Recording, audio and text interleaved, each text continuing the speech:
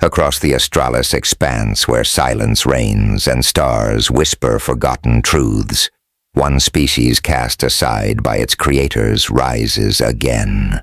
Designed for war, abandoned by decree, humanity now reborn stands at the brink of reclaiming its legacy among the stars. Forgotten by design. For the harmonic concord, humans were nothing more than tools. Designed to be cheap, efficient, and easily reproducible, they were the perfect warriors for interstellar conflict. But ethical debates shifted the winds of power. An animal rights group, viewing the humans as sentient beings with rights, fought fiercely and won legislation at the Federation conclave. The decree once put into motion was clear. Humans were to be abandoned, left on the reservation planet known as Originus, and forgotten about. As centuries passed, the once thriving human farms now lay dormant, their purpose forgotten by all but a few. Situated light years away from the nearest inhabited planet, Originus was tucked neatly out of the way.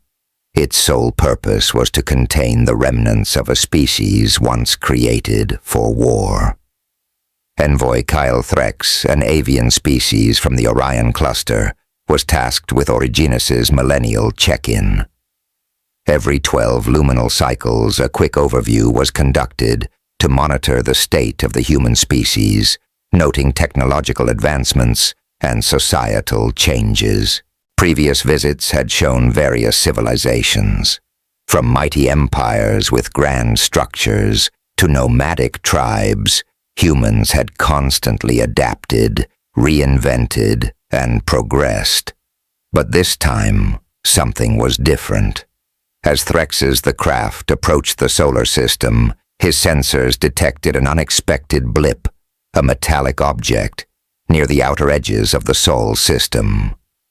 An artificial satellite. He mused, surprised. The weak transmission it emitted was primitive but unmistakably technological. As he continued the craft's console lit up again. Sensor readings of Originus were picking up elevated levels of radioactive elements in the atmosphere, a possible sign of nuclear conflict. Have they annihilated themselves? Threx thought. But another scan painted a different picture. Radio waves, strong and consistent, emanated from every corner of the blue planet. So they're still alive then. Recording the data for the Federation's records, Threx maneuvered closer.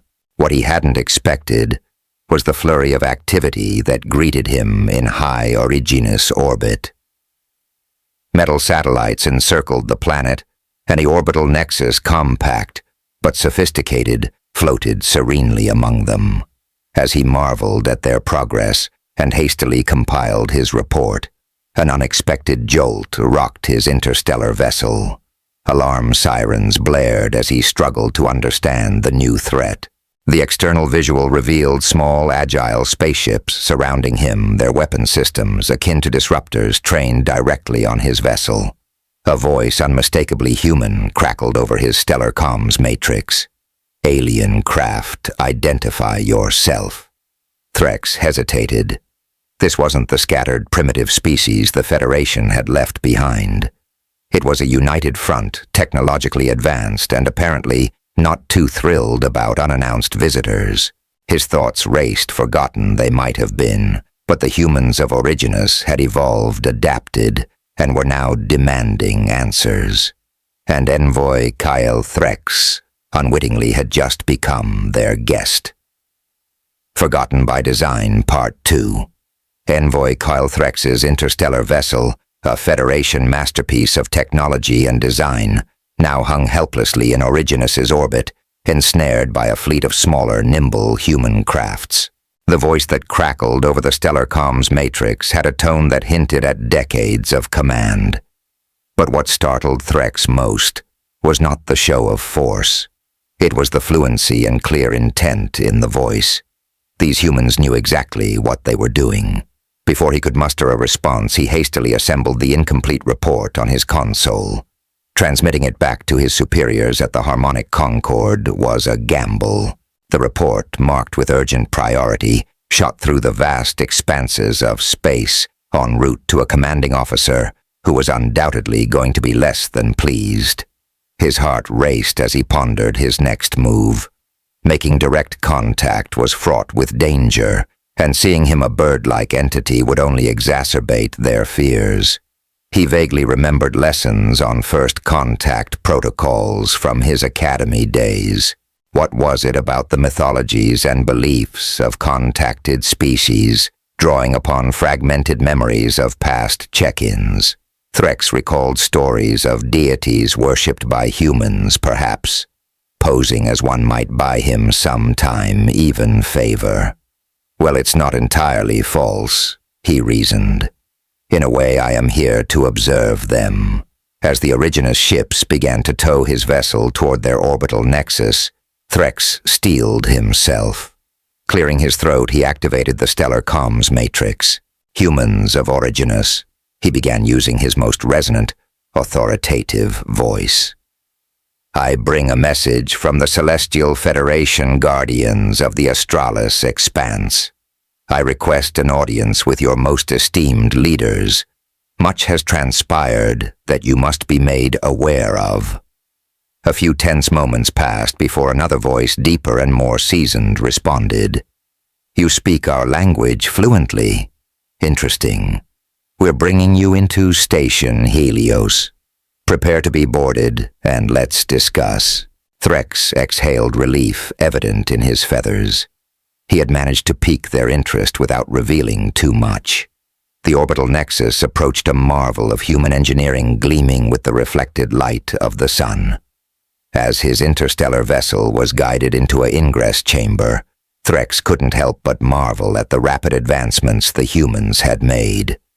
The last report showed them barely mastering the intricacies of steam power. Preparing himself for the encounter, he stood tall, uniform, immaculate. He was about to meet the leaders of a species once designed for war, but now evident masters of their destiny. Whatever lay ahead, Envoy Kael Threx hoped that his guise as a celestial emissary would bridge the chasm of misunderstanding between them. He glanced one last time at his interstellar vessel's console. The report's transmission was successful. The Federation would know of this encounter, but for now, Threx was on his own, walking into the heart of humanity's domain.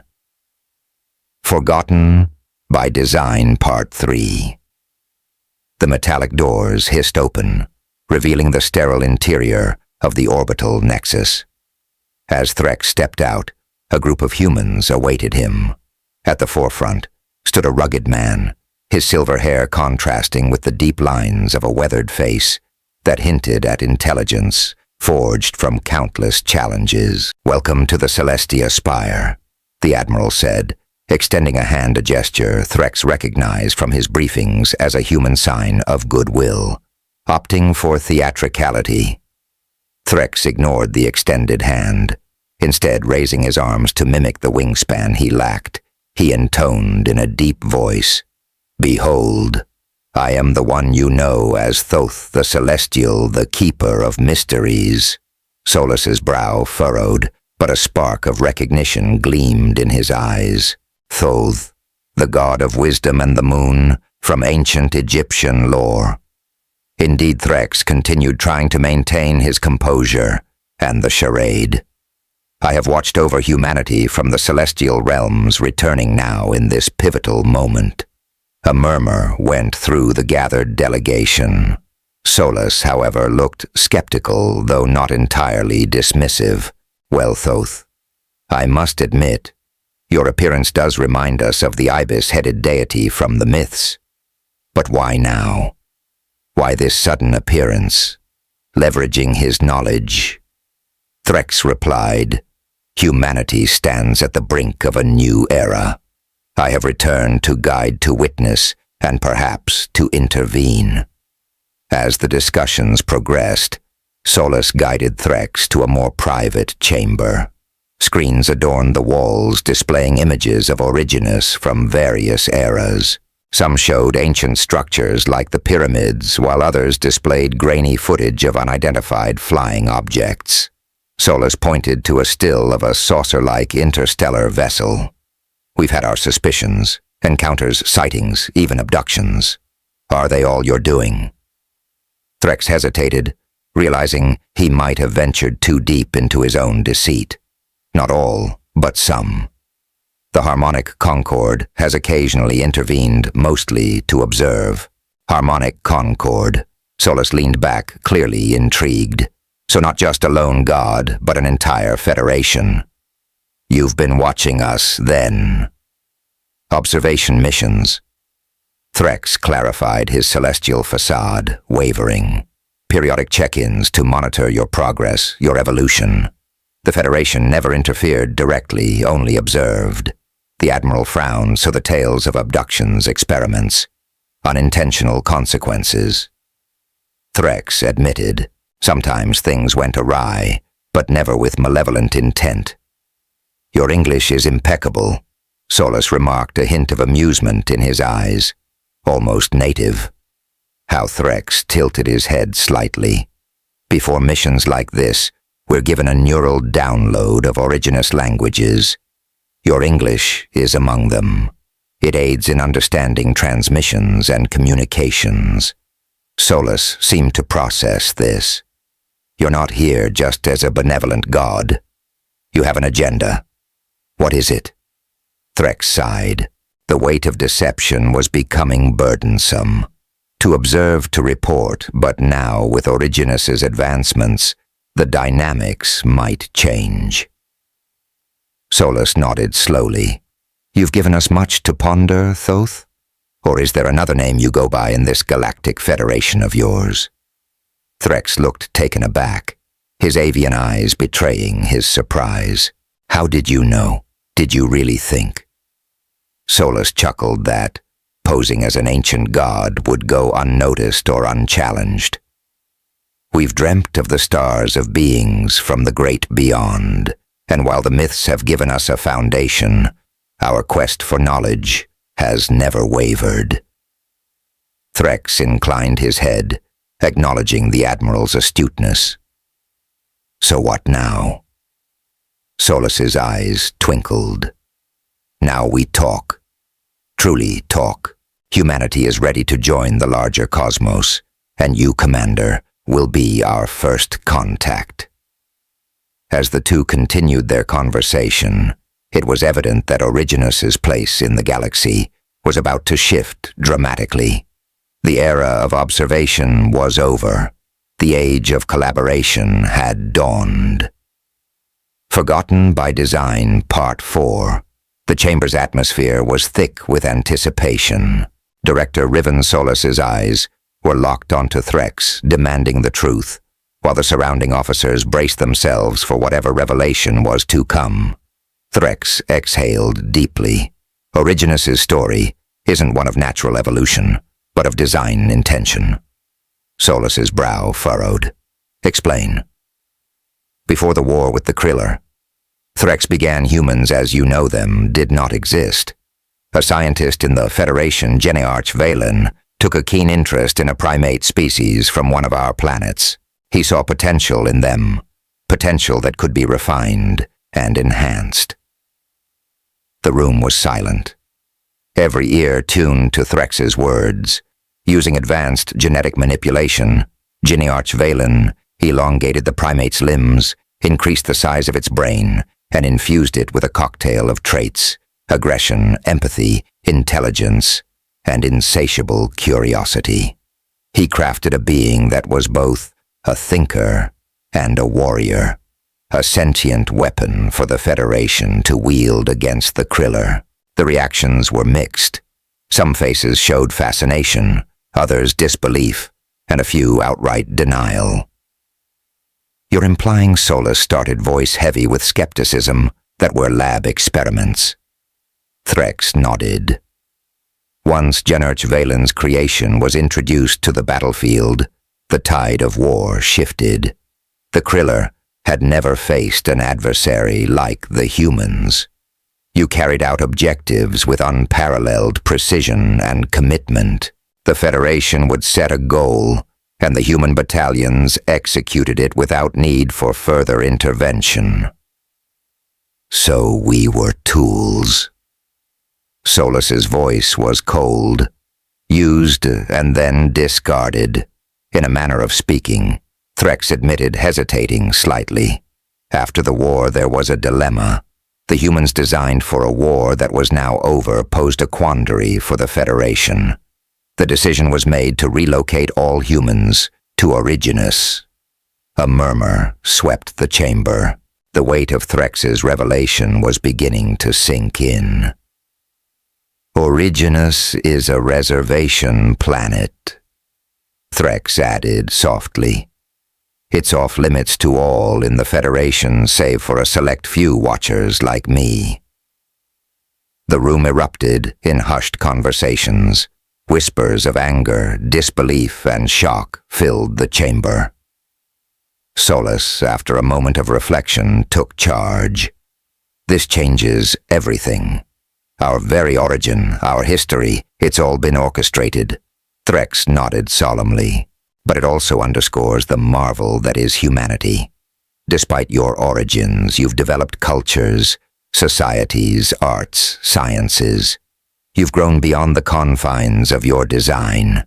The woman with the high-ranking uniform stood up. We may have begun as creations of war, but look at us now. Our heritage doesn't define us. Our choices do. Solus nodded, and our choice is clear. We will face the harmonic concord, not as remnants of a past war, but as the unified representation of Originus's legacy. Threx felt a mixture of pride and guilt. The human's ability to confront such unsettling truths and still find resolve was astounding.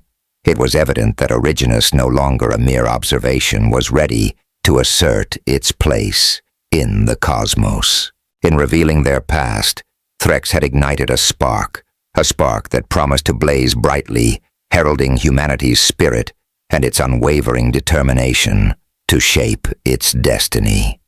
Forgotten by Design, Part 5.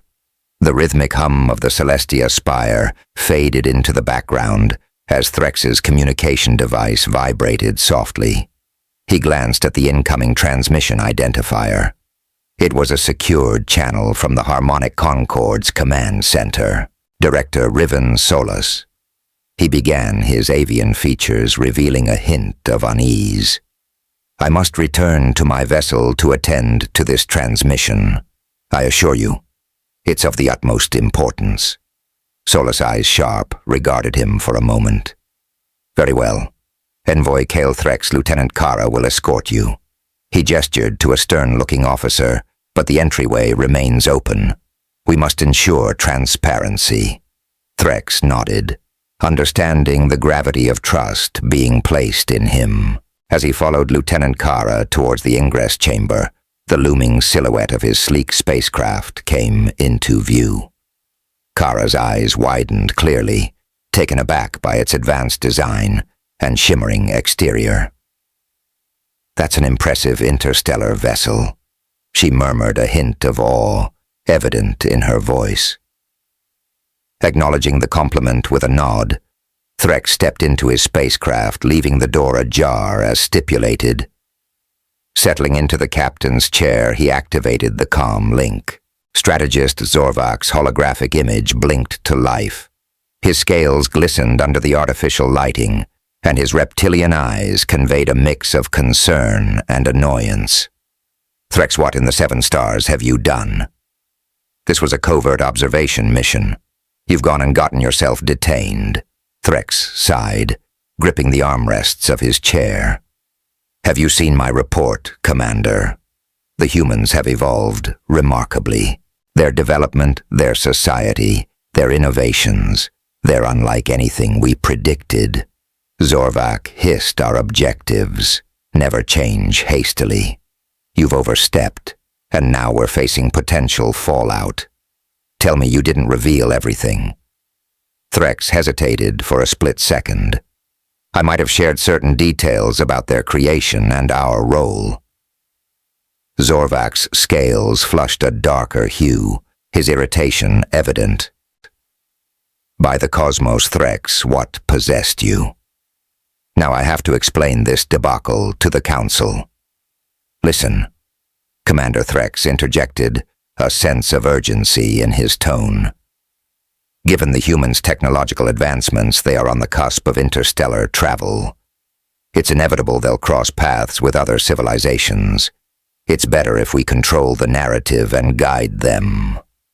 Zorvac paused, contemplating Threx's words. So you're suggesting we shift from observers to mentors? Threx nodded. Exactly. Instead of treating this as a crisis, we could pivot to a diplomatic mission, send an envoy, maybe back it up with a couple of battleships as a show of strength, and we negotiate. The reptilian commander seemed to consider this, his cold gaze fixed on Threx. You believe this can be salvaged diplomatically? Yes, Threx asserted. They may have initially been a product of our creation, but they've grown evolved. They have a society, a culture. They deserve a say in their future among the stars. After what seemed like an eternity, Zorvac responded very well. You've always approached challenges uniquely, Threx. I'll talk to the Council, sit tight, and let's hope your faith in these humans is not misplaced. As the transmission ended, Threx leaned back, exhaling deeply. He'd secured a chance, however slim, for humanity to play an active role in their cosmic journey. Outside the spacecraft, Lieutenant Kara had been observing, her keen senses picking up on the tension of the conversation, even if the words were lost to her. As Threx emerged, she inquired, "Everything okay?" Threx managed a weary smile. "It's a start, Lieutenant. A complicated, delicate start." Together they made their way back to Solus, the weight of the galaxy on their shoulders, but hope in their hearts. Forgotten by Design Part 6, The Human Situation, light years away in the bustling star system of Sagittarius A. Near the center of the sapphire spiral, the human situation had rapidly ascended to become the top priority for the Galactic Conclave. The cavernous conclave chamber pulsed with an undercurrent of tension. Members of the Harmonic Concord's conclave, representing diverse species from various star systems, filled the auditorium, their collective attention on the grand holographic display in the center. Originus, in its blue and green splendor, was the focal point. Strategist Zorvac, tall and composed, was at the center of this gathering. By his side, the holographic interface showed the initial pages of Threx's recent and abruptly halted report. The matter at hand, Zorvac began, commanding silence, concerns the humans of Originus. All eyes were on him.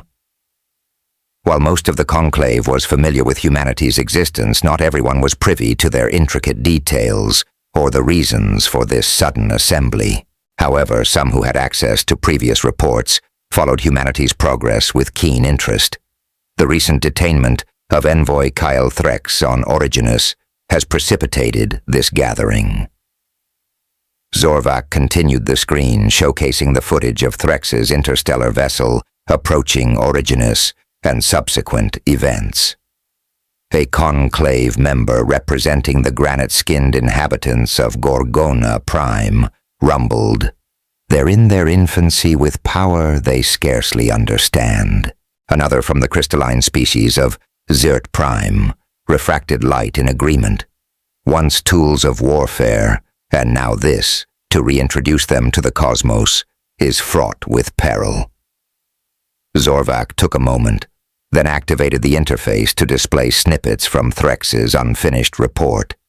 Clips varied from humans engaged in conflict to moments of compassion, innovation, and profound scientific breakthroughs. These beings, Zorvac intoned, born of our intent but evolved beyond our design. They demonstrate aggression, yes, but also empathy, intelligence, and an insatiable curiosity. Attributes they honed themselves. The chamber grew quiet. An elder conclave member, a figure of immense age and wisdom, and part of one of the longest living species in the Federation slowly rose. I remember when the seeds of their creation were sown. He began, his voice echoing memories of bygone eras. But the fabric of their society, their culture and dreams, it's a testament to nature's unpredictability. But can we trust them? Another conclave member challenged the distrust evident. They've detained one of our own. What prevents them from taking a more aggressive stance? Zorvac, choosing his words meticulously, replied, "Their potential is clear. Their advancements indicate they are on the brink of interstellar travel. We can either welcome them as potential allies or brace for uncertainty." Discussions filled the room, a cacophony of differing opinions and perspectives. Every species, every representative grappled with the magnitude of the decision before them. The head of the conclave, a radiant being of pure energy, signaled for silence. "Our path is not clear-cut. We shall convene a vote on humanity's fate." Zorvac cast a final look at the incomplete report. The fate of a species shaped by the Federation and now standing on the precipice of the cosmos lay in the balance. As the chamber readied itself for the momentous vote, one thing was certain. The decision would shape the trajectory of galactic events for eons to come. Forgotten by Design, Part 7, Decision Time. Light years away in the bustling star system of Sagittarius. Close to the galactic center of the sapphire spiral, the human situation had reached its climax. The cavernous conclave chamber of the harmonic concord throbbed with expectation. Emissaries from countless star systems waited with bated breath, their collective attention on the grand holographic display in the center. Originus, in its blue and green splendor, shimmered as the focal point. High above the conclave, strategist Zorvac stood at a communicator console, deep in a secured conversation with Threx, who was currently aboard his vessel near the Originus's orbital nexus. "How are things proceeding on your end?" Zorvac inquired. "Better than expected," Threx replied. "The humans have been gracious hosts. They are curious, intelligent, and the range of their emotions astounds me every day. There's a sense of hope in the air, a hope that the Federation will see their worth." Zorvac nodded. The conclave is about to cast its vote. This decision could alter the course of their history and ours. On the central podium, the presiding officer, a tall, ethereal being with shimmering skin, rose. "Members of the conclave, the hour of decision is upon us. We must weigh the potential of the humans against the potential risks they pose. Their creation was our doing, our responsibility. Now we must decide their fate." As the last echoes of the presiding officer's voice faded, a representative from the desert world of Syrians stood up, her sand-colored robes flowing gracefully around her. "I ask the conclave to remember that the humans have made considerable leaps in a short span. Yes, their origin as warriors for our cause is known, but they've evolved, found love, culture, and aspirations. Do we not owe it to them to see their full potential?" A counter-argument came swiftly from a tall, tree-like representative from Verdant Prime. Yet that rapid evolution, their insatiable curiosity, it's a double-edged sword. Today they seek knowledge, tomorrow they might seek dominance. If we created them, is it not our prerogative to end the experiment if it's deemed dangerous? The chamber was filled with murmurs, nods, and whispers as more beings voiced their opinions. Each perspective carried weight, each argument filled with millennia of experiences from their home worlds. While the debate raged, Zorvac transmitted a secure message to Threx. "Prepare for any outcome, Commander. This is closer than I anticipated." Threx's response was filled with resolve. "Understood. The humans know the gravity of the situation. They're ready." As the deliberations neared an end, The presiding officer called for silence. "It is time. Cast your votes." In the deep silence, holographic beams of light shot up from the conclave members' stations, their colors indicating their choices. As each light beam reached the ceiling, a counter displayed the tally. The entire chamber held its breath, waiting. The final vote was cast, and the result displayed. The decision to send an envoy to Originus to assess humanity's readiness for the Federation had passed. But by a razor-thin margin, just one vote. A mixture of relief and trepidation filled the chamber. The Syrian representative whispered to her aide, "This isn't an outright victory, but it's a start." Zorvac immediately connected with Threx. "Commander, the humans will have their chance. I'll inform Director Riven Solus. This is a new dawn for humanity." Threx responded. Little did they know that the challenges and opportunities awaiting both the Federation and humanity would be unlike any they had encountered before. Forgotten by Design, Part 8. The Federation is coming. At Celestia Spire orbiting Originus, a meeting of immense significance was unfolding. Threx, with his avian features and poised stance, stood facing the vast expanse of stars, the blue-green jewel of Originus shimmering below. The news of the Harmonic Concord's impending envoy had been relayed. This was a moment that would be etched in history. Director Riven Solus approached his face, reflecting a mix of elation and trepidation. "Envoy Kale Threx, humanity has been waiting for a day like this, even if we didn't know it. The very skies are changing." Threx turned, nodding. "Indeed, Admiral, the Federation's representatives will be here in 3 Originus weeks." Solus smiled, his eyes reflecting the enormity of the situation. "A reason to celebrate, wouldn't you say?" But first, Threx responded, "There is much to prepare, and Originus's inhabitants must be informed. I've already contacted the World Assembly." Secretary General Solus mentioned tapping his communicator. "She's on her way and wishes to speak with you directly. We're considering a global introduction to you and the incoming envoy from the station." Threx's eyebrows raised in surprise. "A live broadcast to your entire population. That's a bold move, Admiral. Bold times call for bold measures." Solus shrugged, just as the airlock hissed open to admit the UN Secretary General and several global dignitaries. The grand reception hall of Celestia Spire had been prepared for this very moment. Threx greeted them with the customary human handshake.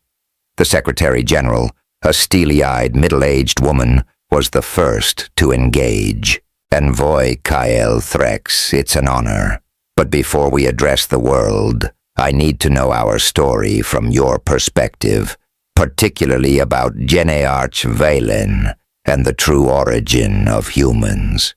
Threx hesitated for a moment, gauging the room, then began. "Before the Federation's war with the Kriller humans did not exist in the form you recognize today. A distinguished scientist within the Federation, Genearch Valen, became fascinated by a primate species from one of our planets. He saw potential in them that went beyond their natural evolution." Every ear in the room hung on Threx's words, the weight of humanity's untold history pressing down. Using cutting-edge genetic manipulation, Genearch Valen transformed these primates. He elongated their limbs, upended their brain capacity, and instilled within them a unique blend of traits: aggression, empathy, intelligence, and an unyielding curiosity. In essence, he crafted beings that were both thinkers and warriors, a sentient weapon designed for the Federation to wield against the Kriller. After Threx's revelation about humanity's engineered origins, the Secretary General posed a question that seemed to hang in the air. "And the Kriller commander, what became of them?" Threx's expression hardened briefly, his gaze momentarily distant. Humans were exceptional. When given objectives, whether in the vast reaches of space aboard our ships or on ground battles, humanity was unparalleled. They demonstrated a remarkable ability to outthink their adversaries, countering and pivoting in strategies that even some of our brightest tacticians couldn't predict. Ultimately, humans became the linchpin in our victory against the Kriller. The room remained silent, every person hanging on his every word, absorbing the gravity of humanity's role in a cosmic war. Threx sighed deeply. However, once the war ended, a dilemma arose. Humanity had been so effective, so lethal, that their mere existence became a point of contention. Some factions within the Federation argued that humans, their sentience and demonstrated, should be granted recognition and a place among the stars. Others, fearing their potency, wanted them contained. He continued. After heated deliberations, a compromise of sorts was reached. Humans were transported to Originus, a vibrant world teeming with life, and left to their own devices, unmonitored, unsupervised, and essentially abandoned. That was tens of millennia ago. We are now conversing on your orbital nexus. Humanity's resilience and drive have brought them far. The room's atmosphere grew thick with the gravity of Threx's revelation. The Secretary General absorbed the information, her face unreadable. Thank you, Commander. It's essential we understand our origins as we step onto the galactic stage. Threx nodded, continuing with the briefing. When the envoy arrives, they will assess Originus on various fronts: technology, society, and importantly, intentions. Your reception and cooperation will be crucial during this evaluation. The Secretary General responded with determination. We'll rally our people, Commander. This revelation, while unsettling, provides us an opportunity to unite like never before. If we're to step out into the galaxy, we should do so together. Director Riven Solas added, We're already planning a global broadcast from Celestia Spire. When it airs, it will likely be the most watched event in human history. Threx paused, processing the weight of the situation. Let me get approval from my commanding officer, but I believe he'll see the value in this. As the meeting concluded, Celestia Spire buzzed with renewed energy. Crew members bustled about and preparations were underway on all fronts. The harmonic concord was coming, and Originus was on the cusp of a new dawn. Solas, gazing out at Originus, whispered, This is our moment, Threx. Threx simply replied, Let's hope humanity shines as brightly as that planet down there. Forgotten by Design, Part 9, the broadcast. The grand halls of Celestia Spire had never witnessed such fervor. Technicians scurried around setting up broadcasting equipment, while communication experts from various nations huddled in animated discussion. The plan was to simultaneous translation into every language on Originus, ensuring the message would be universally understood by everyone at the same time. Director Riven Solas, grappling with the situation, said we have one chance to do this right. Our message has to be unified and clear. The Secretary General, in deep contemplation, responded, Transparency is key. We must be forthcoming about our limited knowledge while emphasizing the potential of what's to come. Threx, who had been observing quietly, stepped forward. If the issue is conveying the message across linguistic barriers, I have technology aboard my interstellar vessel that can broadcast in every language simultaneously. The moment of the broadcast drew near as the lights dimmed, and a global audience tuned in. A historic hush settled over Celestia Spire. With a voice that resonated with gravity and hope, the Secretary General began. People of Originus, today marks a turning point in our history. We stand on the precipice of a new era, having made contact with the harmonic concord. She then introduced Threx, whose avian visage became a focus for billions. Threx conveyed the Federation's peaceful intentions, Originus's shared past, and the potential horizons of cooperation and exploration. He appealed to humanity's spirit of curiosity and unity. Director Riven Solas detailed the events that led to this disclosure, speaking of the discovery and the burgeoning relationship with the Federation. This isn't an invitation from them to us, but an opportunity for us to reach out, expanding our understanding and horizons together. The broadcast concluded, and Originus reacted. In New York's Times Square, faces reflected the wonder and possibility of a universe waiting to be explored. In a remote village in Africa, the old spoke to the young, comparing Threx's words with ancient legends, finding comfort in stories passed down generations. Europe was ablaze with debate. Scholars, theologians, and thinkers pondered the implications of this revelation against the backdrop of human history. But not all reactions radiated optimism. Certain governments, wary of external interference, questioned the timing and authenticity of the Federation's outreach. Defensive measures were taken with military installations across the globe, bracing for the unknown. Online conspiracy theories flourished.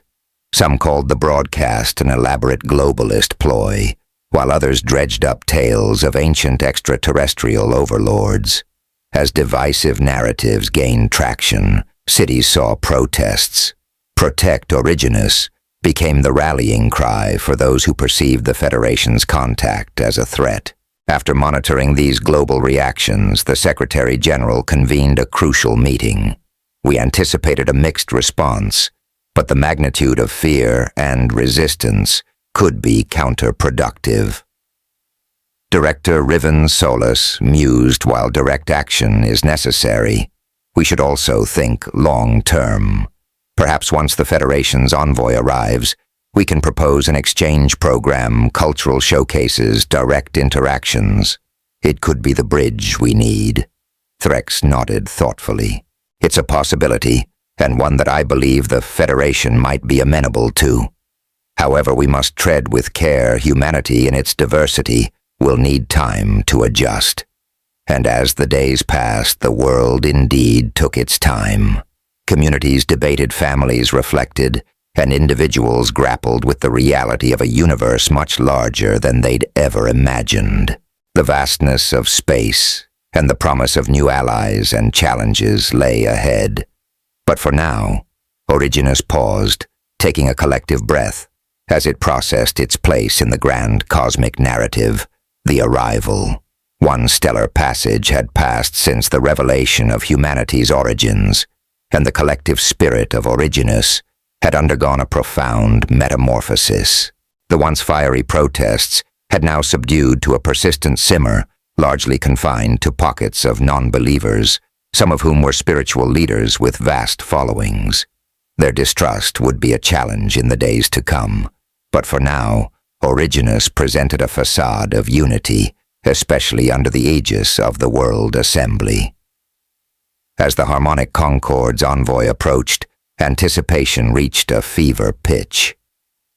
Celestia Spire, orbiting Originus, was abuzz with activity. Director Riven Solas, alongside the UN Secretary-General, prepared to receive the otherworldly guests. When the Federation's ships appeared in Originus's orbit, they dwarfed any human-made structure. Two colossal Titan-class dreadnoughts with intricate designs and lights that shimmered like stars flanked a smaller but no less impressive diplomatic vessel. Their sheer size was awe-inspiring, reinforcing Originus's nascent position in the cosmic hierarchy. The envoy made its first stop at Celestia Spire. Delegates of varying appearances disembarked, some humanoid, some not, but all exuding an aura of sophistication and power. Their technology with devices that seemed to function on mere thought, and their mannerisms painted them as beings from a world or worlds far more advanced. Director Riven Solas, stepping forward, tried to mask his awe. "Welcome to Celestia Spire, representatives of the Harmonic Concord." One of the envoys, a tall being with iridescent skin, responded, "Thank you, Director Riven Solas. We've observed Originus from afar, but witnessing your home and achievements up close is enlightening." The delegation was then given a brief overview of Originus's history, highlighting the strides humanity had made. Yet when they learned of the world wars and other conflicts, there was palpable concern. The iridescent-skinned envoy, who introduced herself as Ambassador Celira, remarked, "Such internal strife on a planetary scale is rare. It's something we'll need to consider." Their arrival on Originus was nothing short of historic. As their diplomatic craft descended, millions gathered to witness the moment. Screens across the globe broadcasted the event, capturing every detail. Upon landing, the envoys were escorted to the World Assembly headquarters. The General Assembly had been convened in their honor, and the hall was filled to capacity. Flags of all member nations flanked the stage, symbolizing Originus's unity. The UN Secretary-General began, "On behalf of all of humanity, we welcome you to our planet. May this be the start of a harmonious relationship." Ambassador Celira, standing at the podium, responded, "We come in peace and hope for mutual growth. The Federation has long been a consortium of civilizations, and perhaps in time, humanity can join our ranks." However, during the discussions that followed, cultural and communicative challenges became evident. At one point, a delegate from Originus referenced grasping the olive branch, a symbol of peace. This seemed to cause confusion among some Federation members, until Celira clarified, hinting at the nuances of interstellar diplomacy. Further, a suggestion to showcase Originus's diverse cuisine at a banquet seemed to be met with hesitation. Dietary differences and the concept of consuming organic matter might be alien to some Federation species. Yet amidst these challenges, there were moments of profound connection. A shared appreciation for art, music, and the wonders of the cosmos hinted at common threads that bound all sentient beings. As the meeting concluded, the Secretary-General summarized the sentiment. "We have much to learn from each other, and many bridges to build. But today, we've taken the first step." In the days that followed, Earthlings everywhere processed the historic events. While there was awe and hope, there was also apprehension. Originus was truly no longer alone in the universe, and the path ahead, while promising, was shrouded in uncertainty. Forgotten by design. Part 10. Question Time. Inside the cavernous World Assembly Hall, the atmosphere was thick with anticipation. Arrayed around a vast table were representatives of humanity, diplomats, scientists, scholars, and leaders. Facing them were members of the Harmonic Concord, each looking as diverse and enigmatic as the cosmos itself. Ambassador Celira, with her iridescent skin, initiated the dialogue. "You have questions about the Federation. We are here to answer, Doctor. Alina Veras, a renowned astrophysicist, began. "For starters, how long has the Federation been in existence?" Celira responded, "By Originus's reckoning. The Harmonic Concord has existed and for approximately 50 epochs. We were formed when a group of advanced civilizations recognized the need for collaboration amidst the vastness of the cosmos." General Thompson, a decorated military official, inquired, "How expansive is the Federation? How many members does it comprise?" A delegate with multiple appendages resembling arms replied, "The Federation spans approximately 1/3 of the Sapphire Spiral and is composed of 27 distinct member civilizations. Our combined territories serve as hubs of knowledge, commerce, and exploration.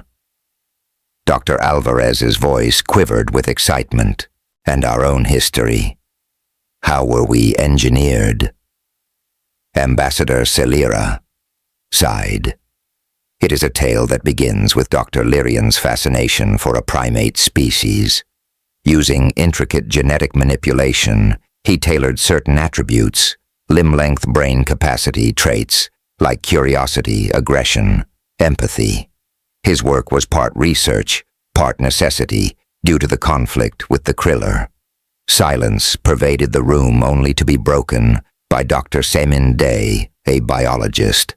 We've noticed a significant disparity in our lifespans compared to most Federation species.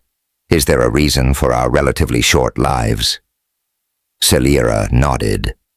Yes, many member species of the Federation have lifespans averaging around 250 originous years. Some live considerably longer. Your shorter lifespan is a vestige of the primate base from which you were created. Dr. Lyrian did make some adjustments, but lifespans weren't the primary focus. Chancellor Elira Marin spoke up. Is there an opportunity for us to meet these primates, our ancestors? Celira's eyes glinted with warmth. It's possible. We can arrange for a select delegation to visit their habitat. Dr. Patel. Curiosity evident in his tone, asked, do they share any of our cognitive capacities? No, Celira replied. While they possess intelligence, it's not to the degree of cognitive complexity exhibited by humans. The questions flowed each, revealing a tapestry of knowledge and experience. How does the Federation manage disputes among such a diverse consortium? Asked General Thompson. Through mediation and a council representing each member species, the goal is always harmony and understanding, replied a delegate with fluid movements resembling water. Do you possess a shared language or means of communication? Queried linguist Professor Aisha Mubarak. We utilize a combination of universal translators and a shared language developed over millennia. Celira answered. One final question came from a young intern who had been silently observing. How do humans fit into this vast canvas? Is our role merely a relic of a past war? Celira paused, measuring her words. While your genesis is tied to conflict, your potential is not defined by it. The Federation sees promise in humanity, not just as warriors, but as thinkers, artists, and explorers. You have a unique blend of traits that could enrich our collective. As the meeting concluded, the weight of revelations and the promise of the future intertwined. Humanity stood on the precipice of a new era, with the cosmos beckoning, and the Federation offering a hand of alliance and understanding. The visit now over. The waning days of the Federation's historic visit to Originus were marked with a whirlwind of activity. Their representatives had crisscrossed continents, soaking in the rich tapestry of cultures, the diverse landscapes, and the indomitable spirit of humanity. From the bustling streets of Tokyo to the tranquil beaches of Brazil, from the soaring Alps to the vast savannas of Africa, Originus had put on a show, and the aliens were deeply impressed.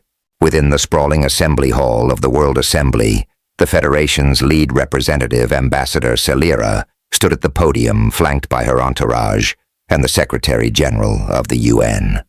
Her skin shimmered with an iridescent glow, the effect of Originus's sunlight on her alien physiology. Your species has accomplished much. In a short time, she began, her voice echoing through the room. The arts, sciences, and depth of emotion exhibited by humans are truly remarkable. While we brought you into existence, you have charted your own destiny, defined your own narratives. And it is clear to us that left to your own devices, you will reach the stars on your own. But we also perceive potential pitfalls, moments where guidance, not interference, could be beneficial. A murmur rippled through the hall, The weight of her words was heavy on everyone's mind.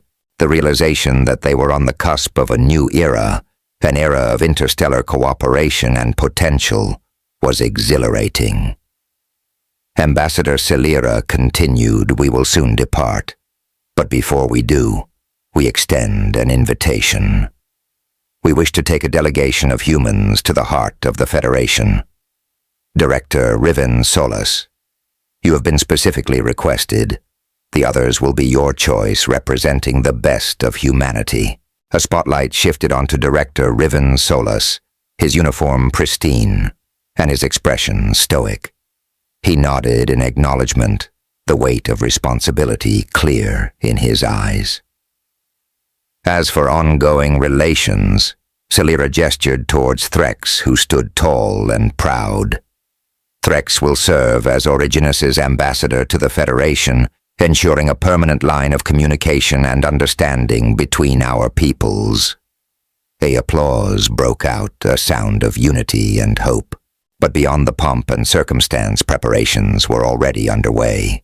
Solas, with a select committee, would decide on the delegation to represent Originus. There were scientists, diplomats, artists, and thinkers to consider. In the days that followed, excitement was palpable. Humanity was about to get a first-hand look at the galaxy, to interact with civilization older than their wildest imaginations. Stories would be exchanged, relationships forged, and perhaps new horizons of understanding would emerge. Amidst the preparations, Director Riven Solas found a rare moment of solitude on the balcony of the World Assembly building.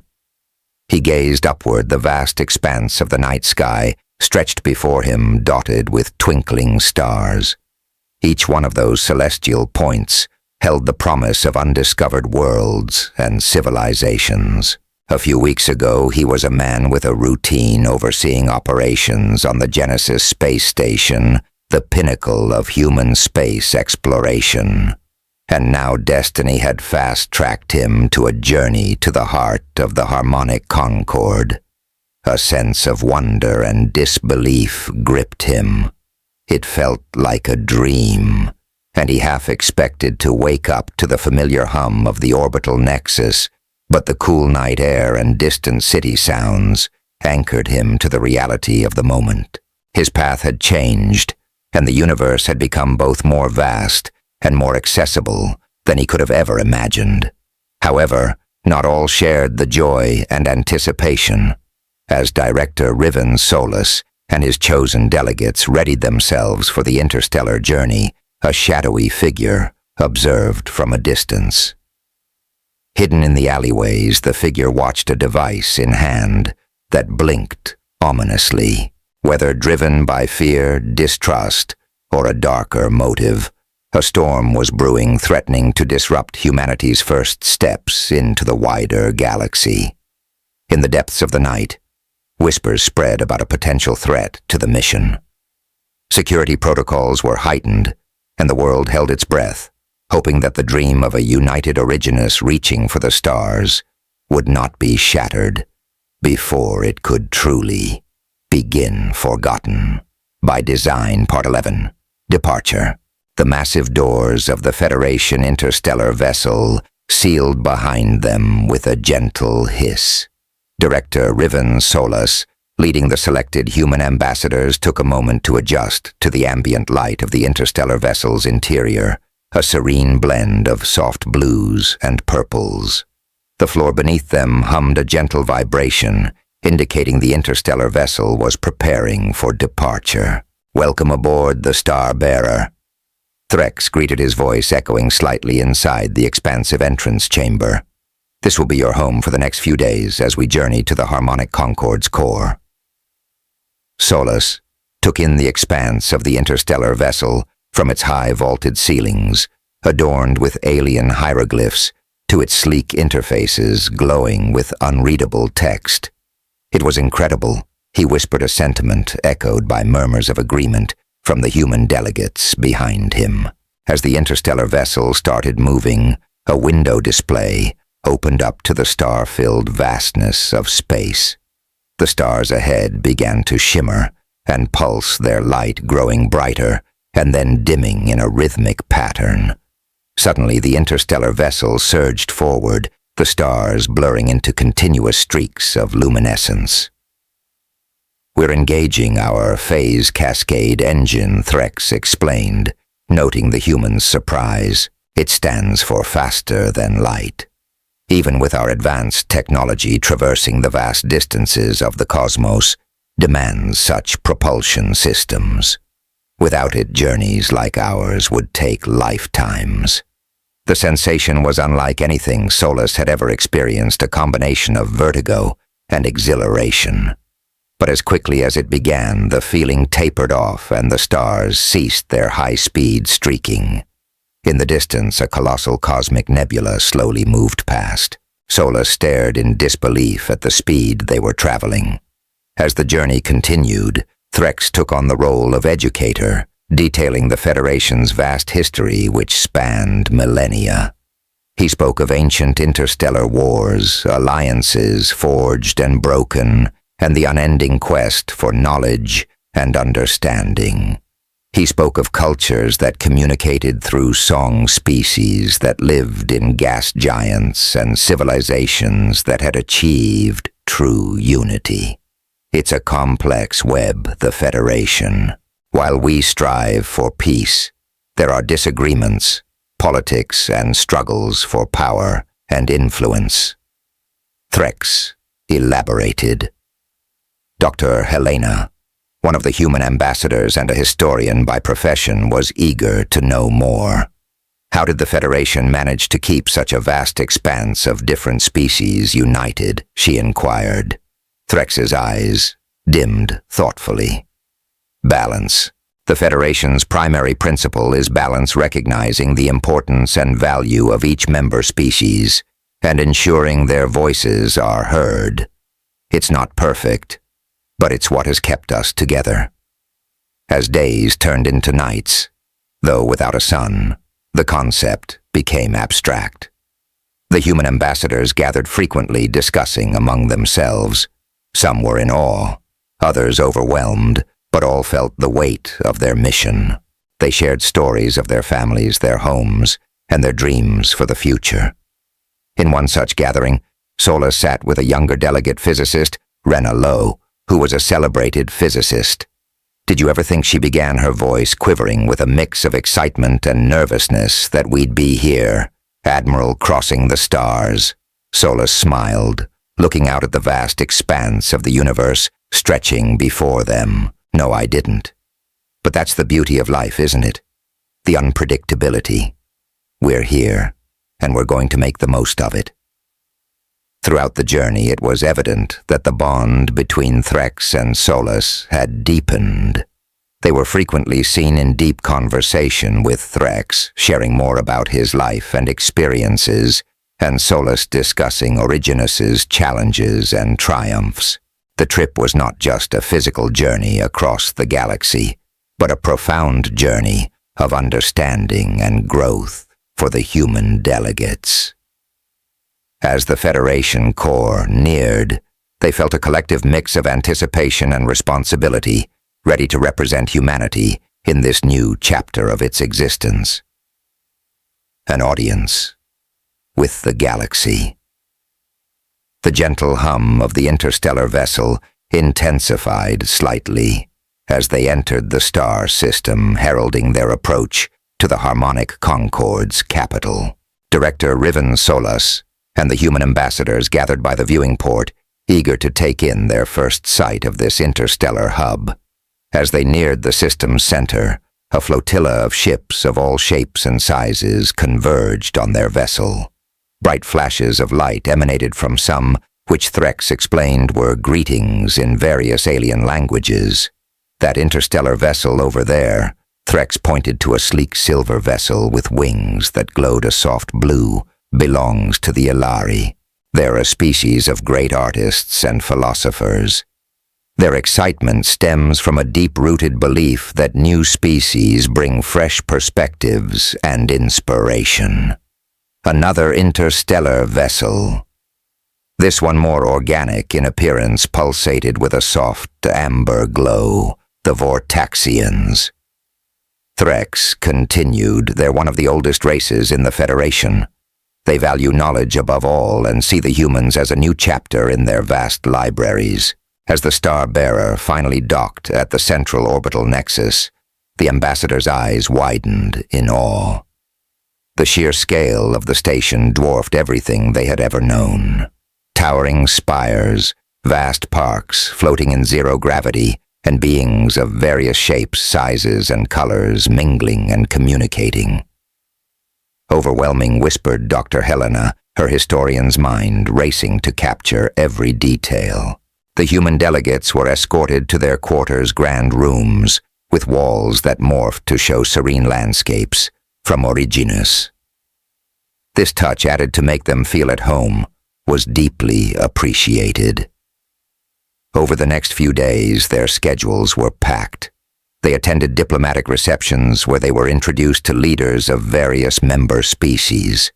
At a more relaxed cultural exchange session, they shared Originus's music art and literature, while in return they experienced alien dances, holographic art, and listened to melodies that resonated in frequencies beyond human comprehension.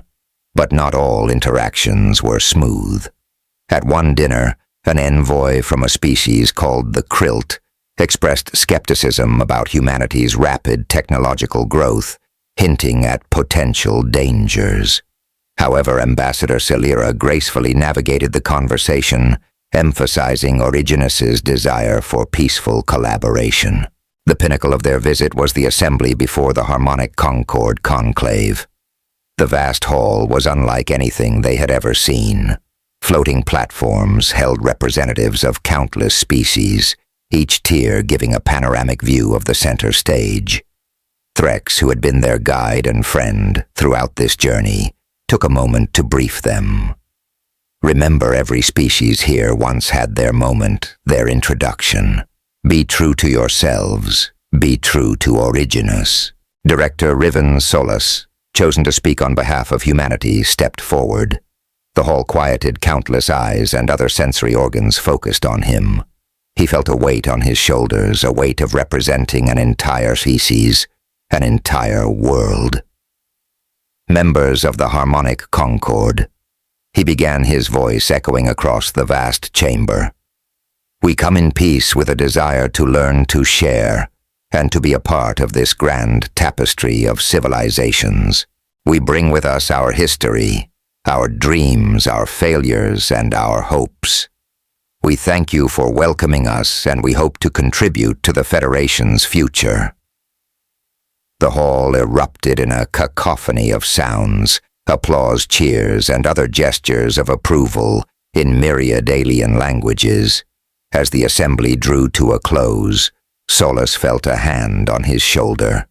It was Threx.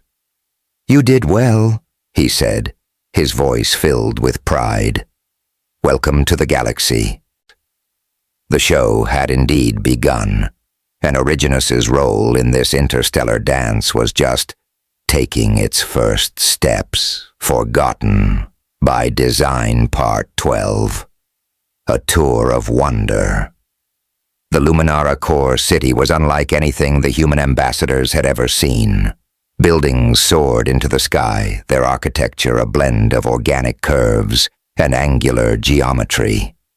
Streets were aglow, with holographic signs in a myriad of alien languages, and walkways floated in the air connected by transporter pads.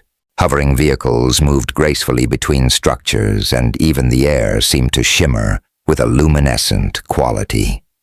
Amidst this majestic sprawl, the human delegates felt an overwhelming mix of awe and insignificance.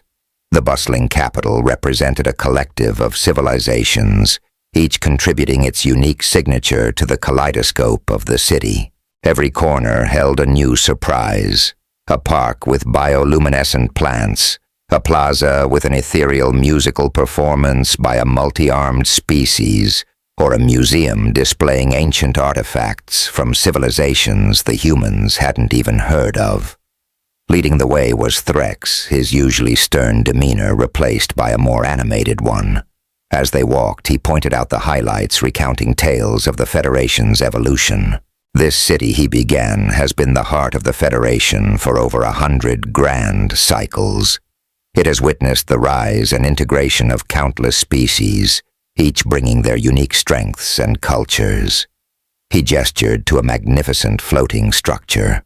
That is the Institute of Galactic Knowledge. He explained a place where the collected wisdom of the universe is stored. Some of the technology and science there are eons old, while some are the very cutting edge of discovery.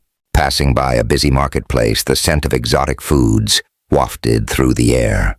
Alien merchants beckoned the humans to try their goods, displaying colorful fruits, shimmering fabrics, and intricate jewelry. The delegates watched in amazement as a stall showcased levitating pots, while another offered glimpses into different dimensions.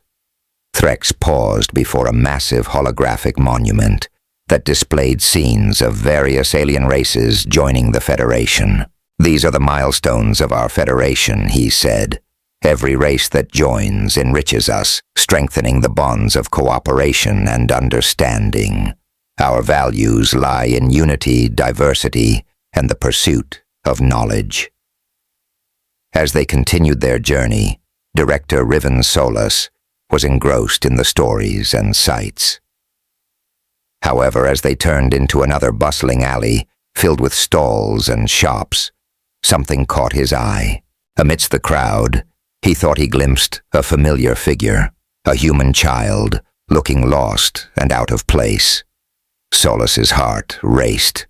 The child's eyes met his for a fleeting moment, echoing fear and confusion. But as quickly as he'd seen the child, the throng of alien beings swallowed up the vision. "Wait," Solus called out, trying to push through the crowd, but the density and the unfamiliarity of the surroundings made it difficult. A hand on his shoulder brought him back. It was Threx. "Director, Riven Solus, you seem troubled. What did you see?" Solus hesitated. "I thought I saw a human child, but that's impossible, isn't it?" Threx looked at him with a mix of concern and curiosity. "This city holds many wonders. Admiral and illusions are not uncommon in some of these marketplaces. It could have been a trick of the light, or a reflection." Solus wasn't convinced, but nodded. The sheer implausibility of the situation made him question his own senses. "Let's continue," he finally said, although the image of the child's face remained etched in his mind.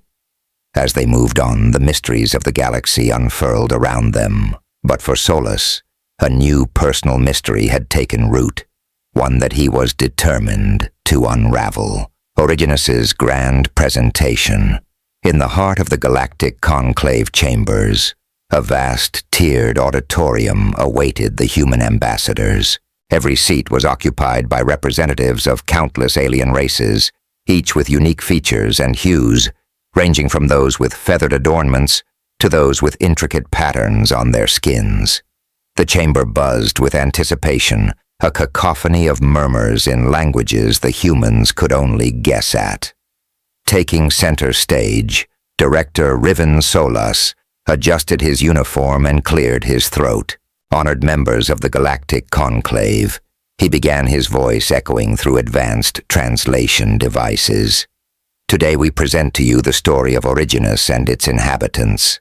As he spoke, a giant holographic screen illuminated behind him images of Origenus's vast landscapes. Majestic mountains, sprawling forests, and endless oceans danced across it. With a wave of his hand, Solus beckoned the presentation to begin. Scenes from early human civilizations appeared: ancient Egyptians constructing the pyramids, the Great Wall of China snaking its way across mountains, Romans building their vast empire. The chamber was filled with awe-stricken silence as the aliens watched humanity's history unfold. The presentation touched on darker times, wars, plagues, and natural disasters, but it also showcased humanity's resilience, our ability to rebuild and to learn from our mistakes. The rise and fall of empires, gave way to moments of unification, the formation of nations, and eventually, global cooperation. Our history is a tale of conflict and cooperation, of challenges met and obstacles overcome, voiced Dr. Amelia Evans, a historian in the delegation. She gestured to the screen, which now showcased artistic and cultural achievements. Images of the Mona Lisa Starry Night and ancient cave paintings gave way to snippets of Beethoven's symphonies and Beatles songs. From the corner of the stage, another delegate activated a VR experience, allowing council members to immerse themselves momentarily in human cultural festivals, from the vibrant colors of India's Holi to the intricate masks of Venice's Carnival. The segment on technological advancement garnered keen interest. Displays of the wheel's invention, the printing press, the internet, and humanity's first steps into space elicited murmurs of appreciation. But when the human team showcased their breakthroughs in genomic resonance tuning, gene sequencing, and bioengineering, the room's atmosphere palpably shifted. It seemed that in this vast federation, the intricate dance of human genetics and our expertise in these fields held a unique allure. As the presentation neared its end, the human team unveiled a banquet of Originus's diverse cuisines. Delicacies from every continent were on display: sushi from Japan, rich curries from India, intricate pastries from France, and barbecued meats from Australia. Using advanced replication technology, samples were provided to the council members, allowing them a literal taste of Originus.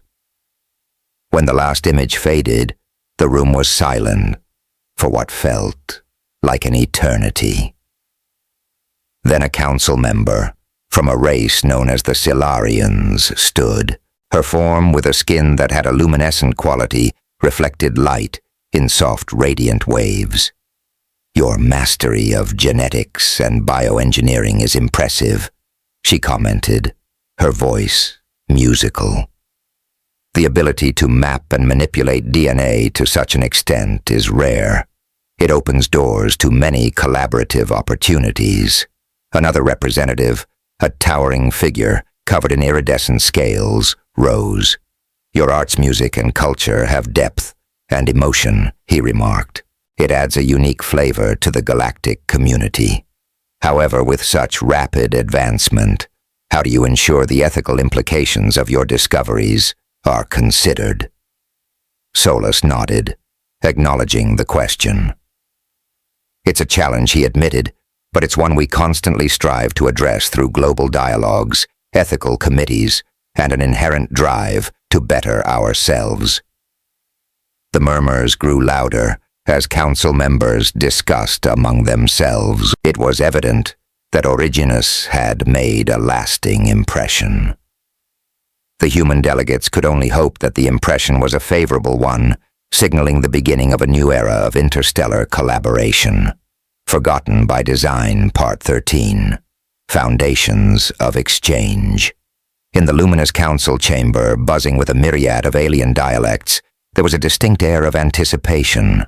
The room, designed with intricate architectural marvels, resonated with harmony and unity. A reflection of the Council's objective of fostering intergalactic cooperation. The Galactic Council's spokesperson, a tall, dignified being named Saran, with iridescent scales, rose to address the gathering. "We have been presented with a unique opportunity to embark on a joint venture of immeasurable value. The human delegation from Originus has shown not just the richness of their past, but the potential of their future." Beside Director Riven Solas stood Originus's primary diplomat, Ambassador Thelia, who nodded in agreement, her expression confident and hopeful. She had been instrumental in designing the proposed cultural and technology exchange program. She addressed the council, her voice steady and eloquent. The essence of progress lies in shared knowledge and mutual growth. We are eager to learn from the vast expanse of the harmonic concord's millennia-old history, just as we are keen to showcase what Originus has achieved in its comparatively short existence. The detailed framework of the program was projected onto a holographic screen for everyone to view. It outlined joint ventures in various fields, medicine, engineering, arts, and more. There was a particular emphasis on ensuring that the exchange was bi-directional, promoting shared learning and mutual respect.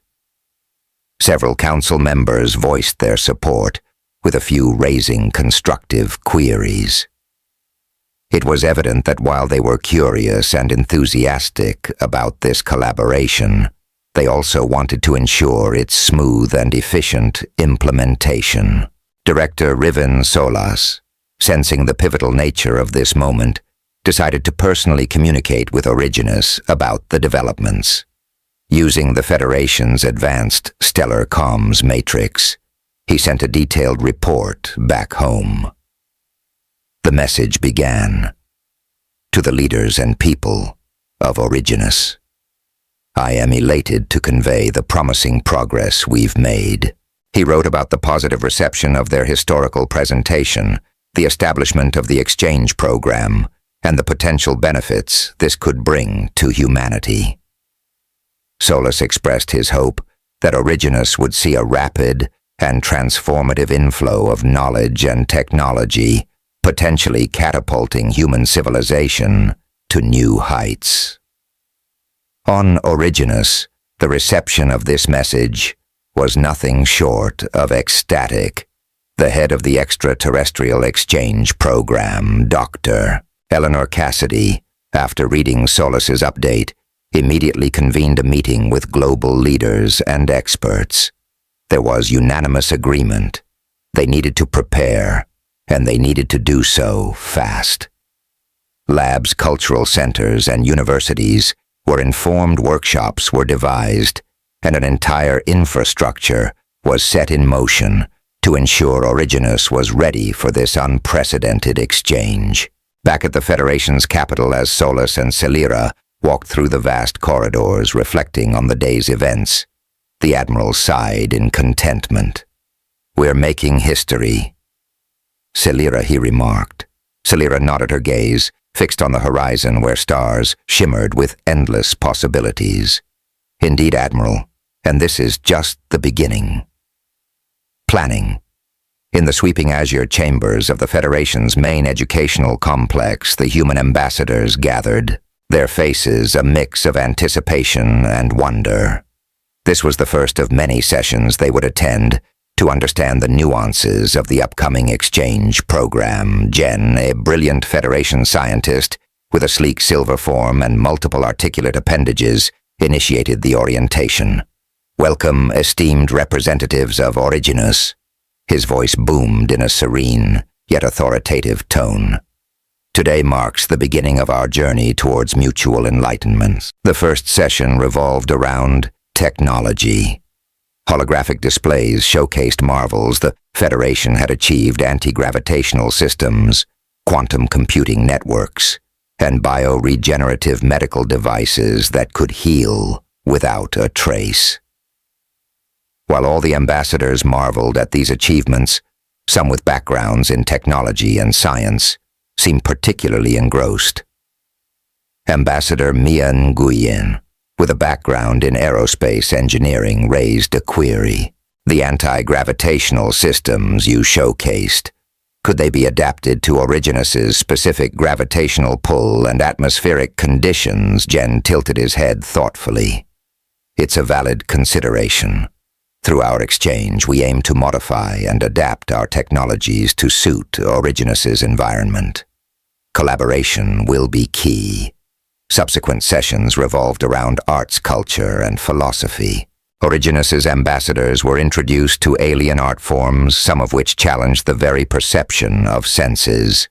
There were symphonies of color that resonated as sound, abstract art that invoked emotions through telepathy, and philosophical teachings that transcended the limits of time and matter. As engrossing as the sessions were, what truly captivated the Originus representatives was the mutual interest and respect shown by the Federation races.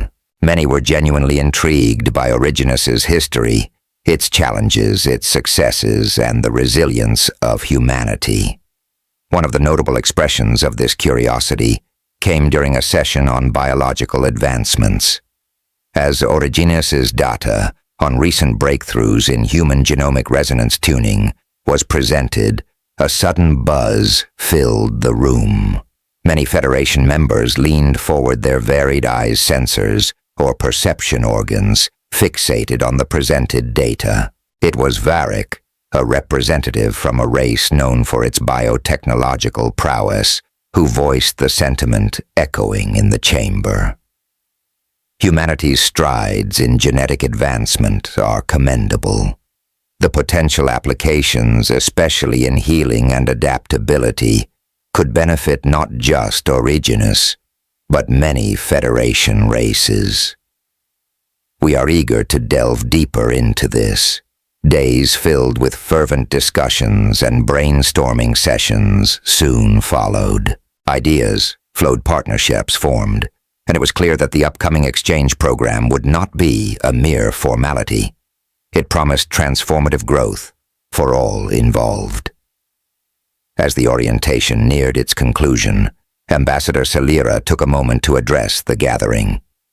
"We stand at the precipice of a new era," she began, her voice filled with emotion. "An era where Originus not only learns but contributes. We're grateful for this opportunity and excited for what the future holds." As the human delegation left the complex, they carried with them not just newfound knowledge, but also a profound sense of belonging to a larger, more intricate tapestry of life in the galaxy. Lingering shadows. The vastness of the Harmonic Concord Capital's marketplace was like none other Director Riven Solus had seen. Stalls floated, sellers communicated in countless languages, and products from across galaxies glowed, hummed, or even danced. Yet amidst this mesmerizing cacophony, Solus was on a singular mission to find a semblance of clarity about the fleeting image he'd seen days ago. As he wandered through the marketplace's maze, Solus looked for anything familiar, a hairstyle, an outfit, or even the way someone moved. But the child's face had been but a brief flash in his memory. He began approaching vendors, showing them a sketch he had drawn of a human child, hoping against hope for some form of recognition. The vendor selling radiant fabrics from the Orion arm stared at the sketch, her eyes a kaleidoscope of colors, narrowing in concentration. "No," she finally uttered, her voice a melodic chime. "I haven't seen this being." He received similar responses everywhere he went. An entity with flowing liquid form said he had never seen a human child, while a vendor with feather-like tendrils gently shook its head, its voice echoing like distant thunder. "The creature has never passed my stall." The suns began to set, casting long shadows over the marketplace, and Solus's hope started to dwindle. Maybe he had imagined it. After all, the Federation's vastness was dizzying. It was possible that amidst the sensory overload, his mind had played a trick on him, a longing for home, perhaps manifesting as a vision of humanity amidst the alien.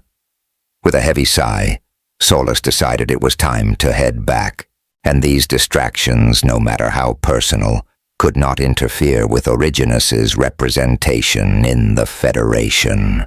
As he left, lost in thought, he remained unaware of the figure that watched from an alley's shadow. Cloaked in darkness, only the being's eyes were visible, reflecting the ambient light of the setting suns. The entity observed Solus until he was out of sight, its intentions and identity shrouded in enigma. Back at the Federation Conclave quarters, Solus tried to shake off the nagging feeling, but the weight of the unanswered question, the shadow of that fleeting glimpse, would linger in the back of his mind, beckoning him to uncover the truth behind the enigma. Forgotten by Design Part 14. An unexpected visitor. The conclave quarters provided to Director Riven Solus were nothing short of luxurious.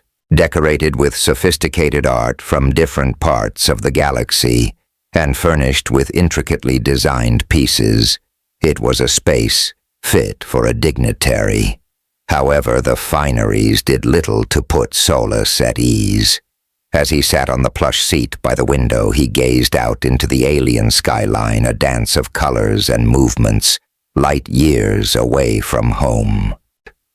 The glow from foreign stars and the gentle hum of the floating city outside should have been soothing, but Solus's thoughts were plagued by the fleeting image of the child in the market, an apparition that didn't fit into the vast, cosmic puzzle he was piecing together. His fingers drummed on the armrest, tapping out the rhythm of his racing heartbeat. The echo of a soft knock broke his train of thought.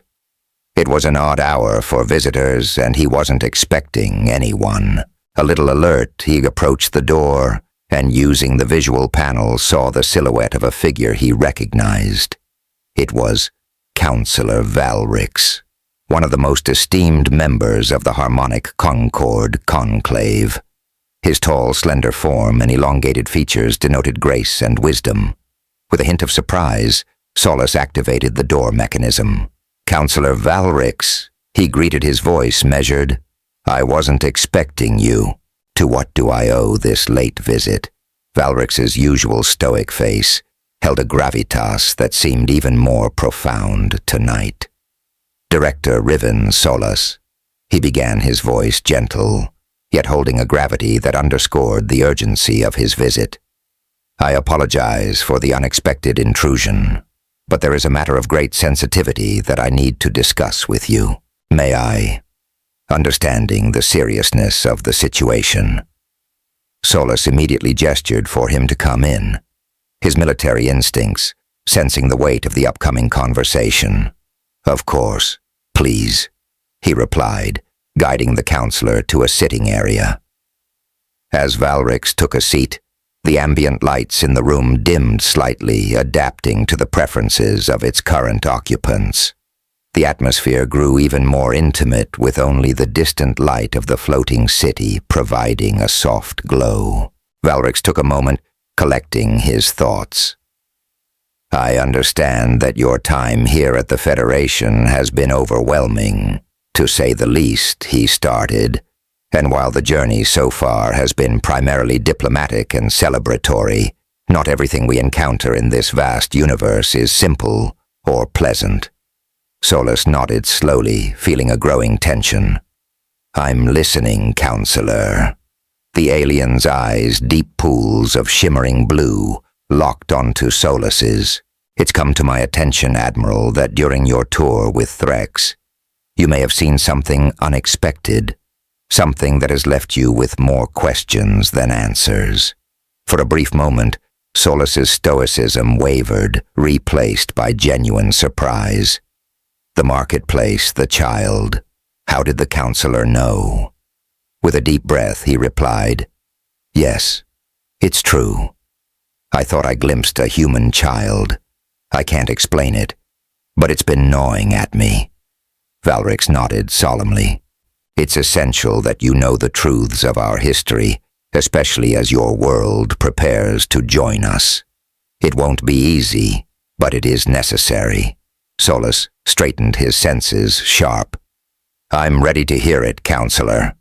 Valrix leaned back, his gaze drifting momentarily to the night sky outside, before refocusing on Solus. "Very well, let's begin." And so, amidst the backdrop of an alien night, secrets from the annals of cosmic history prepared to unfold. Secrets of the past. Counselor Valrix, looking even more majestic in the dim light of the chamber, took a deep, deliberate breath. "Director Riven Solus," he began, "our Federation has stood for eons, upholding peace cooperation and the advancement of knowledge. But like any vast entity, we have had elements that didn't align with our ideals. Solus's brow furrowed, sensing the gravity of the revelation that was about to unfold. He sat still, eyes locked onto the counselor, waiting for him to continue. Valrix paused, choosing his words carefully. Many millennia ago, rogue elements within our Federation made covert visits to your planet Originus. Their motives were far from the values we hold dear. They saw potential in humanity's adaptability, resilience, and of course the very DNA that makes you unique. Solus leaned forward, his curiosity mixed with a growing unease. What did they want with humans? The counselor's expression grew more somber. These rogue factions saw your ancestors as assets, tools, to be used for their gain. They abducted humans, taking them away from their homes, their families, their world. A cold shiver ran down Solus's spine as the weight of Valrix's words began to settle. You're telling me they were taken as slaves? Valrix nodded gravely. And more. Some were used for labor, others as subjects of research. It's a dark chapter in our history, one that we have worked hard to rectify. Solus's voice, usually so strong and authoritative, shook with disbelief and anger. How could this have gone unnoticed by the Federation? The counselor sighed. The universe is vast, Admiral, and while the Federation strives for oversight, these factions operated in the shadows. But once their actions came to light, we acted swiftly and decisively. Solus leaned back, trying to process the enormity of what he was hearing. So what happened to these humans? Valrix's tone turned softer, carrying a hint of empathy. We intervened, putting an end to the abductions and the illicit operations. Those humans who were taken couldn't be returned to Originus due to the vast knowledge and experiences they had acquired, which could have unforeseen consequences for their home world. But we ensured they were no longer treated as commodities. We provided them with sanctuary protection and the rights that every sentient being in the Federation is entitled to. Solus's eyes widened. Were they still here? Yes, Valrix nodded. These individuals over time integrated into our society. We gave them a new designation, Orions, referring to Originus's position in the Orion arm of the Sapphire Spiral. They've built lives, families, and identities here. Some have even joined our stellar vanguard, contributing to our collective goals. There was a long pause as Solus absorbed this information. The thought of humans, his ancestors, potentially living among the stars for millennia, was both awe-inspiring and heartbreaking. Breaking the silence, Solus spoke. I'd like to meet them if possible to understand their perspective, their experiences. Valrix nodded understandingly. It can be arranged, but, Admiral, it's essential you approach this with an open mind. Their experiences, while rooted in Originus's history, have evolved over millennia. Their narratives will be diverse and may not align with what we know or expect. Solus nodded, determination burning in his eyes. I understand, Counselor, this is a part of our shared history, no matter how painful. It's vital that we understand, learn, and move forward. Valrix, impressed by Solus's resolve, responded, Indeed, Admiral, we'll ensure you have this opportunity. As the weight of the revelation settled, both men knew that this was just the beginning of a profound journey of discovery and reconciliation facing the truth. Director Riven Solus sat in the quiet of his quarters, the hum of the orbital nexus barely audible. The room, which had earlier provided a comforting respite from the intricacies of interstellar diplomacy, now felt like a pressure chamber. The revelations from Counselor Valrix played in a loop in his mind, making it difficult to focus on anything else. He rose from his seat, pacing restlessly. The thought of humans separated from their home, their lineage lost and reframed as Orions, was a harrowing realization. that such abductions had taken place, that a part of humanity's story was intricately woven with the stars. This was a truth Solus had never fathomed. His fingers brushed against the proclamation Valrix had handed him.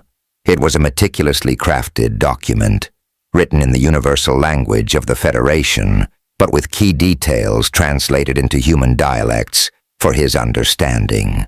As Solus skimmed through the proclamation, he noted the unmistakable tone of remorse and responsibility.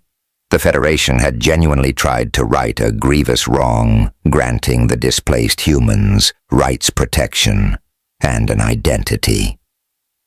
The proclamation detailed the locations and societies where the Solari Ascendants had settled the roles they'd taken on and the efforts made to ensure their well-being. Many had chosen to reside in urban centers of various planets, forming tight-knit communities. A few had ascended to significant positions within the Federation, while others led simple lives, having found solace in the vast expanses of the cosmos. Solus's heart ached as he imagined their stories, their memories of Originus, however distant, mingling with experiences in the Federation. Their culture would be a tapestry of Originus's history and their adopted home's traditions. He yearned to hear their tales, to understand their journey, and most importantly, to reconnect with this lost fragment of humanity. His train of thought was interrupted by a soft chime on his communication device. An encrypted message from the council member awaited him. Meeting arranged with representatives of the Solari Ascendants community tomorrow at the Galactic Nexus Hall. He felt a mixture of anticipation and anxiety. How would the Solari Ascendants perceive him? Would they view him as one of them, or as a stranger from a past they'd long since moved on from? He attempted to sleep, seeking a brief escape from the whirlwind of emotions, but sleep remained elusive. His mind was filled with questions, images of faces he hadn't yet met, but felt inexplicably connected to. Would they resemble Originus humans? Or had millennia in different environments molded them differently? Did they carry tales of Originus passed down through generations? Or had the memories faded, replaced by new histories, new cultures, and new experiences? As the night deepened and the first hues of the galactic dawn began to shimmer outside his window, Solus was filled with a determination. Regardless of the challenges and complexities that lay ahead, he would bridge the gulf of time and space.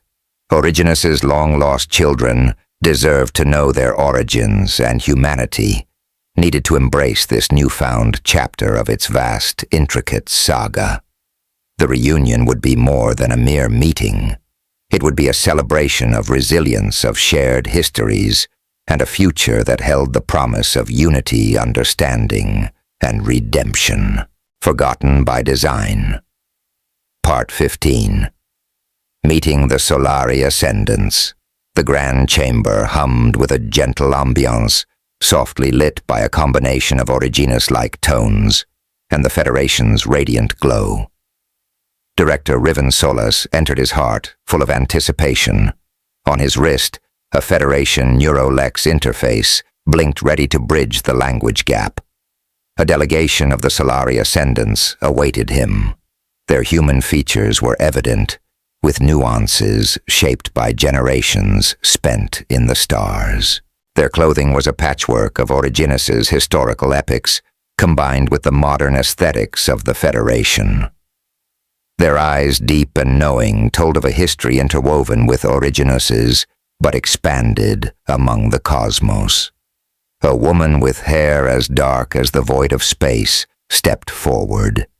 She spoke her words converted smoothly by Solus's translator. Director Riven Solus, welcome.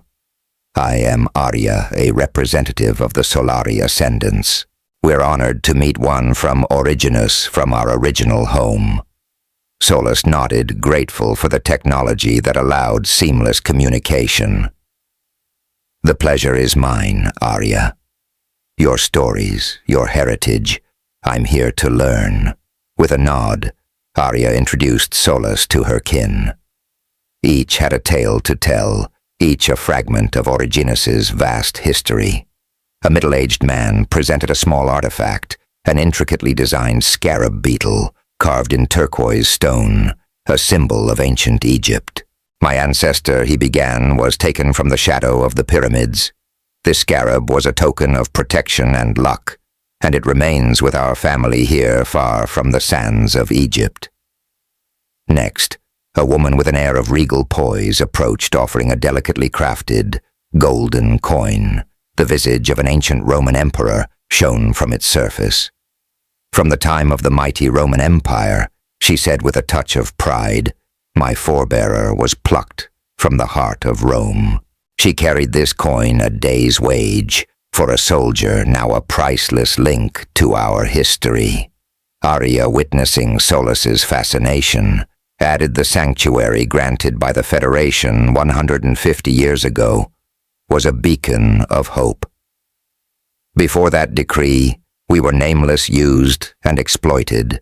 The decree gave us not just a name, Orions, but rights, respect, and a refuge.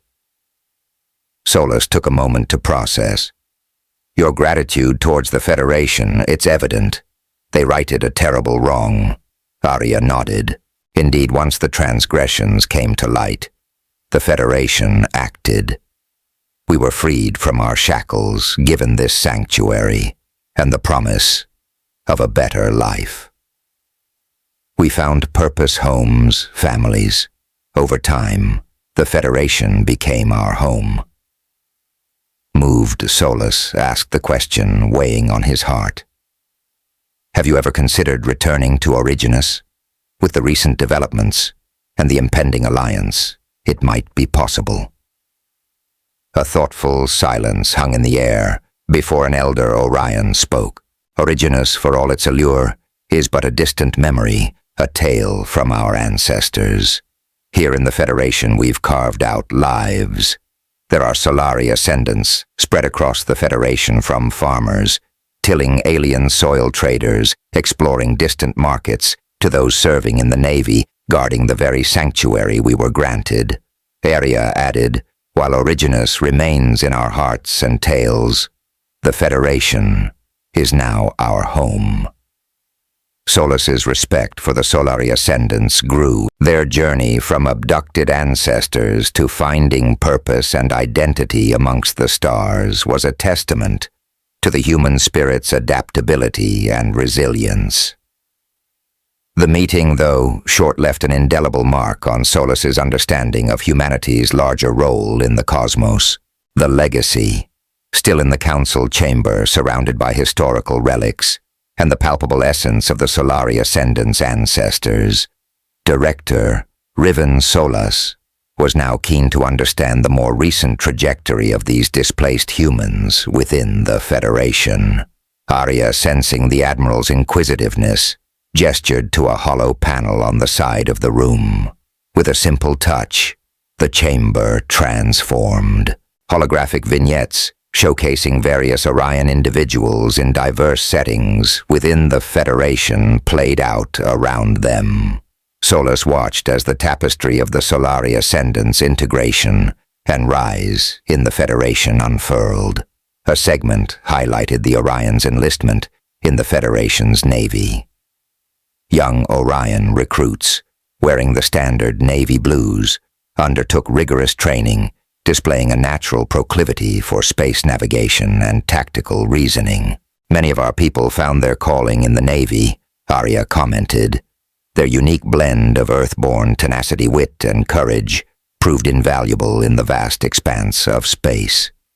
Some have even risen to positions of command, navigating uncharted territories and ensuring the Federation's safety. The display shifted, revealing Orion individuals working as aides to Federation counselors. Their in-depth knowledge of human diplomacy, history, and strategy made them valued consultants. Solus could see these Orion aides in crucial negotiations. Their Earth-learned tact and wit evident in their interactions, ensuring the Federation made sound decisions that accounted for the complexities of the cosmos. Your people seem to have an innate gift for understanding nuances, foreseeing layers that others might overlook, remarked Solus, clearly impressed. Arya nodded with pride. Our ancestors' stories of survival, perseverance, and adaptability have been passed down through generations. These tales have become part of our DNA, guiding us, enabling us to approach challenges with a unique perspective. Another shift in the hologram showcased Orion's scientists working diligently alongside their Federation counterparts in state-of-the-art labs. Their keen sense of curiosity, a trait deeply rooted in their human lineage, drove them to question, explore, and innovate. Several breakthroughs in energy conversion, propulsion, and life support systems bear the mark of Orion ingenuity, Arya mentioned. Their ability to approach challenges with fresh perspectives, combined with the Federation's advanced technology, led to innovations that have greatly benefited many within the Federation. But it wasn't just informal institutions that the Solari Ascendants had carved a niche. Solus watched as holograms depicted Solari Ascendants piloting their own trading ships, crisscrossing Federation space, bringing goods from one planet to another. Their ventures not only brought economic benefits, but also tales of adventures, discoveries, and new friendships from the far reaches of the galaxy. These traders, they're like the explorers of old Originus, aren't they? Solus mused aloud. Indeed, Arya responded, their stories of interstellar escapades, of new worlds discovered and friendships forged, keep the essence of human exploration alive. They've become our modern-day storytellers, linking our past with our present. The room returned to its original state, leaving Solus contemplative. From the roots of abduction and adversity, the Solari Ascendants had grown interwoven their legacy into the fabric of the Federation and become an indispensable part of its tapestry. Their journey spoke of the unyielding human spirit, of resilience, adaptability, and the innate desire to not just survive, but to thrive and contribute. Your journey, the Solari Ascendants' journey, it's a tribute to humanity's spirit, Solus said, admiration evident in his voice. From the adversities faced by your ancestors to the impactful contributions made by their descendants, it's a remarkable story of resilience and legacy. Arya nodded, her eyes shimmering with pride and gratitude. We carry our past with us, Admiral, but we also look forward, eager to weave even more chapters into the Federation's story. The exchange begins. The Federation's spaceport, an impressive expanse of sleek buildings and vast launch platforms, was awash in the golden hues of the setting star. Its normally quiet demeanor had given way to a scene of frenetic activity. Delegates, diplomats, scientists, and crew members hurriedly prepared for the imminent journey to Originus. Amidst the hustle and bustle, Director Riven Solus stepped onto the platform, his gaze fixed on the vessel that had brought the human ambassadors, including Threx, to the Federation. The interstellar vessel had undergone rapid refurbishments, its body gleaming with the promise of a new chapter of interstellar cooperation. Threx, who was overseeing the boarding process, noticed Solus and approached him, his face a mix of excitement and reflection. Admiral, he greeted, extending his hand. Solus took it firmly. To consider Threx, it seems it's hard to believe how much has changed in just a few weeks. Threx nodded. Indeed, Admiral. When I first visited Originus on that fateful day, I never imagined it would lead us here to the precipice of a new beginning for both our worlds. The two leaders shared a moment of contemplation, understanding the gravity of what was about to unfold. Solus finally broke the silence.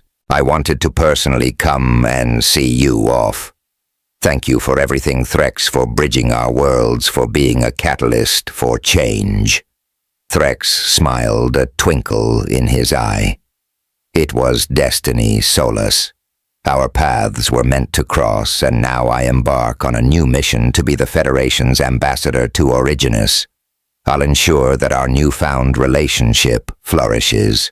With the last of the delegates boarding the interstellar vessel's engines, began to hum to life, filling the air with a pulsating rhythm.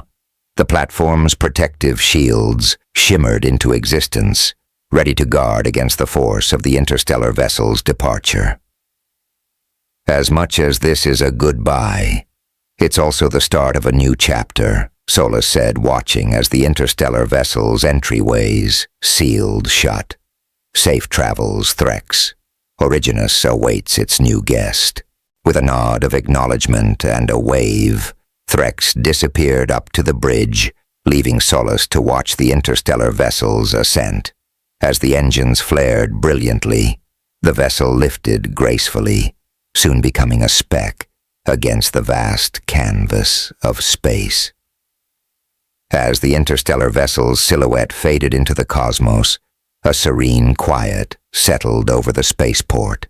But deep within the interstellar vessel's intricate corridors, hidden behind one of its many panels, a tiny device blinked ominously. The LED display counting down methodically. 8 hours. The unsuspecting delegates, engrossed in their discussions and preparations for their arrival on Originus, were oblivious to the ticking time bomb concealed within the interstellar vessel's walls. Its presence hinted at a shadowy plot, a stark contrast to the hope and promise that this mission represented.